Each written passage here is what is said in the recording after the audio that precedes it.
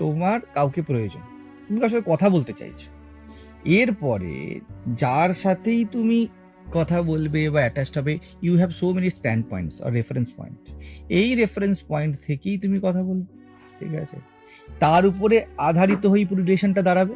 বন্ধুর সাথে একরকম, বাবার সাথে একরকম, মায়ের সাথে একরকম, এবং সারা জীবন তুমি রিলেশনটা ক্যারি করো। What was the primary stand point? I need someone to talk with, ঠিক আছে? এটা তথ্য ছিল এইটুকুনি। এরপরে একটা 20 বছর 30 বছরের যে সম্পর্ক দাঁড়িয়েছে, ওটা শুধু একটা এই যে ফ্যাক্টটা, এই ফ্যাক্টটাকে ট্রান্সলেট করে করে দাঁড়িয়েছে। তুমি র্যান্ডম ভুলে গিয়েছো যে দেয়ার ওয়াজ আ কেমিক্যাল নিড, সাইকোলজিক্যাল নিড, আর এই নিড ইট ওয়াজ হ্যাপেন্ড, তুমি চুজ করোনি, তাই না? এই নিড উঠেছে এবং তুমি ওই নিড স্যাটিসফাই করতে গিয়ে ওকে বন্ধু বানিয়েছো।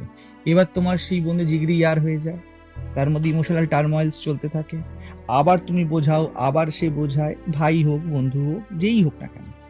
এবং হোয়াট আওয়ার লাইফ, আমাদের জীবন কিন্তু এই ইমোশনগুলো আমরা র্যান্ডম ভুলে গেছি। দেয়ার ওয়াজ আ কেমিক্যাল নিড।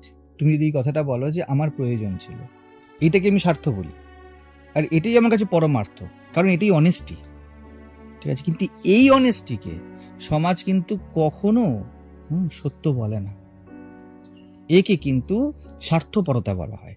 হোয়ার অ্যাজ এটা স্বার্থপরতা না, ইটস ট্রুথ।